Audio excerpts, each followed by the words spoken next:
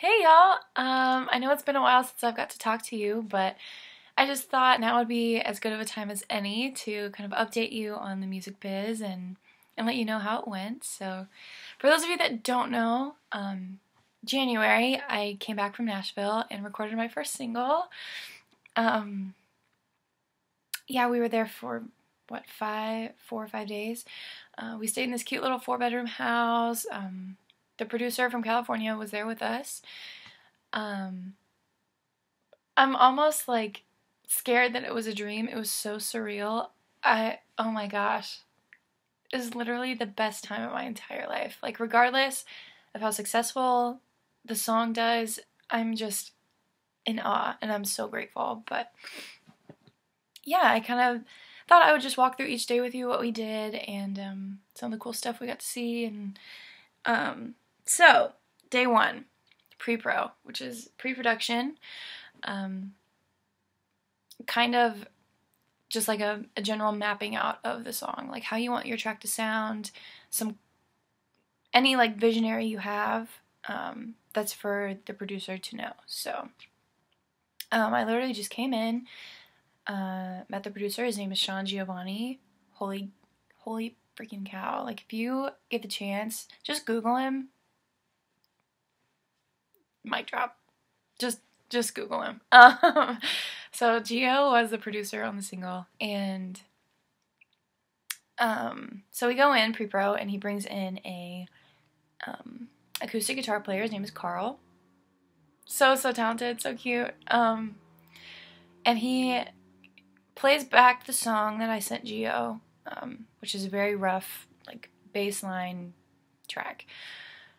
And Carl just sits there as it plays and just charts it out. For you musical people, you'll know what that means. But as the song was playing, he would play chords, and if whatever matched, he would write it down. And it was amazing to me, because I have no talent other than, singing some tunes. But his ear and his talent on guitar is insane. So he charted out the whole song, and we just kind of sang through it a couple times. Nothing really set in stone, but just to get a feel for the song and how I sound with it. And he basically just wanted a visual for the other band members to be able to look at and play to. So that was the purpose of pre-pro. And that was at the record shop in Nashville.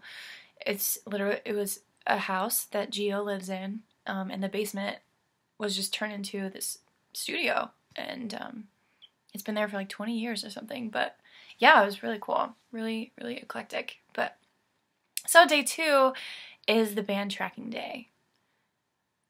Essentially, every person that is playing an instrument on the song is going to lay down their track. And little did I know, I thought everything was going to be happening at the record shop. Psych. Day two was at Sony freaking Records on Nashville. I mean, on Broadway, on Music Row in downtown Nashville. I almost shat my pants. Like, I was so excited to record there. Are you kidding me? Oh, it was iconic. So, like, we go in, and there are just framed records all over the walls of my idols, like Blake Shelton, Big and Rich, Rascal Flatts, Brooks and Dunn. Oh, Lady Antebellum? Are you kidding me? It was really intimidating, but it was the best place that I could have asked to be at that moment. I was so starstruck. But I'm just kind of go through the people I had play for me, because I was so blessed and fortunate to have an insanely talented group of people. So Carl, we met, he played acoustic and mandolin.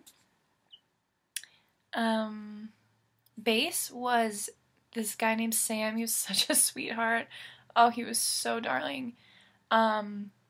Drums, really talented guy. I think his name is Nick. Electric guitar was Trey, and he is the same guitar player for Big and Rich, so don't ask me how I got him, but thank you, God.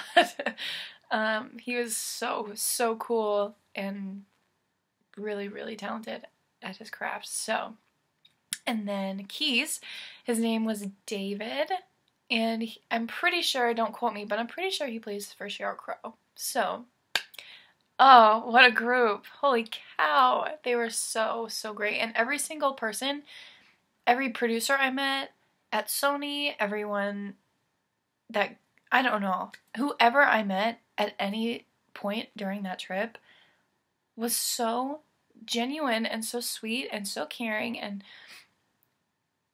they didn't just look out for themselves. Like, they cared about our story, and they cared about where we were from, and they cared about our opinions. And my dad's just sitting there just in awe of all these people, and I'm like trying to be professional, and all I want to do is just like drool because it's such a dream. But anyway, day 2, band tracking. That was downtown on Music Row and Sony. So my job wasn't too hard those first 2 days. You know, I sang through it a few times just so the band could kind of get a feel for how I sounded, and kind of different for me to go from singing an instrumental track to a live band. It sounds corny, but it was the coolest thing ever. It was so cool. So yeah, it was day 2, and at that point, you know, I sang a few times, and he pulled me back in the booth to listen to everyone. He's like, if anything sticks out, if you want to hear something different, let me know, we'll fix it. I was in such amazement that I couldn't nitpick anything, and so it was awesome. So at the end of that day, I was like, yep, done, sold, this is gonna be great. So then, day 3 was vocal tracking day. Such a long day. I think we spent 8 hours in there. I went through about 600 bottles of water. But that was back at the record shop. I didn't do my vocals at Sony other than as a work tape for the band. But we went back to the record shop on day 3 to record vocals, and yeah, we just kind of, I'm trying to remember everything, if there's anything special, but we just kind of ran through the song once or twice, just to kind of, you know, get a feel for it and have me warm up, and then we would go through like the verses a few times, the chorus a few times, verses a few times, you know, stuff like that, just to make sure you have the right take. And yeah, he made me sound phenomenal. So that day was really good. I think I sang for 3-4 hours. It really wasn't too bad. It was just everything that went into that day was exhausting, and Dad can attest to that, Damon can attest to that, but for them, I'm sure it's just a normal day. So that was day 3. Day 4 was the day that we left. So sad. But that morning, I really wanted steel guitar on this song. So that morning, the steel guitar player came in, and within an hour and a half, laid down a steel guitar track. Yep, never heard the song before, just played it, and wow, it was awesome. It was awesome. Oh, I forgot to mention, vocal day, day 3, go back a day. Gio had a background singer come in. She was the cutest human being. Oh my gosh, she's no bigger than a minute. She's tiny, and so talented. Holy cow. I know I've said that about everyone, but I think that is one job that is completely underestimated, being a background singer. Like, you have to match with the sound of my voice, like, without overpowering me. The vibrato of my voice at some parts, like all the runs that I do, you have to be able to do a harmony on top and bottom. It was insane. I wish that was a talent I have. I hope I get there someday to be able to hear that, but she was so cute and so good at her job. And I was just talking to her, just asking, you know, how long she's been doing it, and if she only did studio sessions, if she did some live stuff. And she was telling me that she was originally from Vegas, and her mom and her were a duo for like her entire childhood, I'm assuming, and almost got signed a bunch of times to different labels around town. But then college happened, and she decided to go her own way. She went to Belmont, I think. in Nashville. It's a songwriting college there. So they kind of split that, but she kind of did her own thing, which is great for her. And said that she'd almost been signed, you know, tons of times as a solo artist. And she told me she almost got signed to the same label as Carrie Underwood right before she won American Idol. So the label told her name is Brittany. She's like, Brittany, we really want to sign you, but we have Carrie coming on, and we want to see what she can do before we sign you. Because and from Brittany's perspective, they were essentially the same artist. Girl, I'm so sorry. Carrie took your spot, but holy cow. So, yeah, and then we left that afternoon after day 4, after the steel guitar got put down. So, as you can see, I was incredibly blessed. I did not deserve any of that. Oh, but what a trip. It was literally a trip of a lifetime. And I think it was for my dad too. He had such a good time.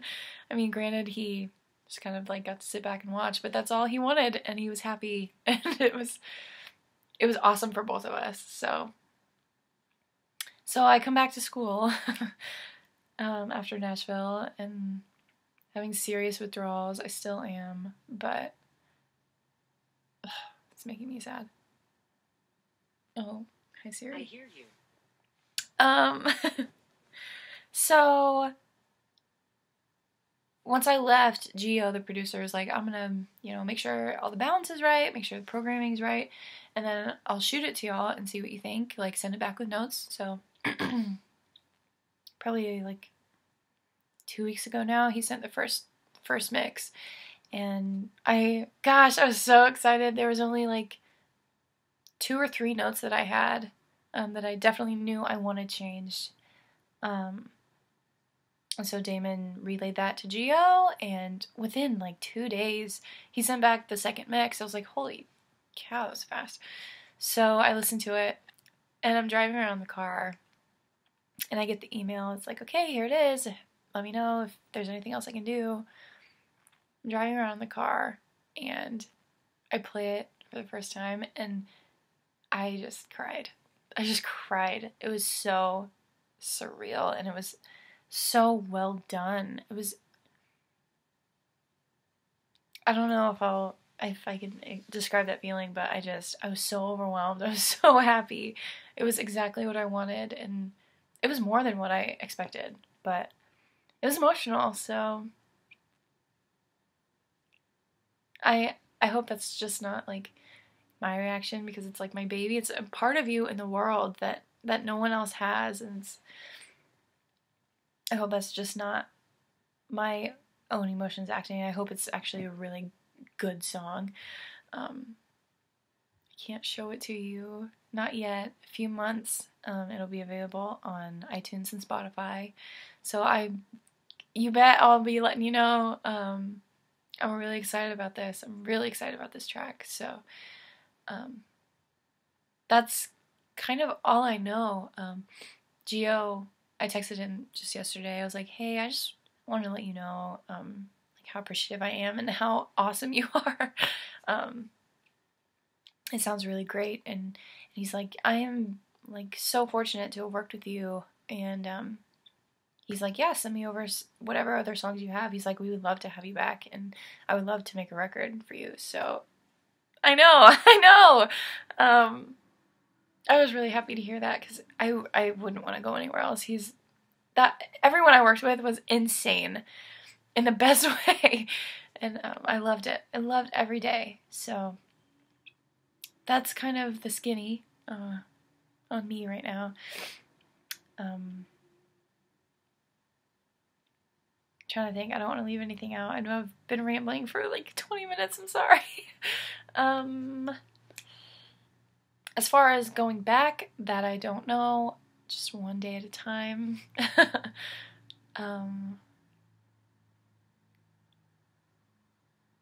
Yeah. I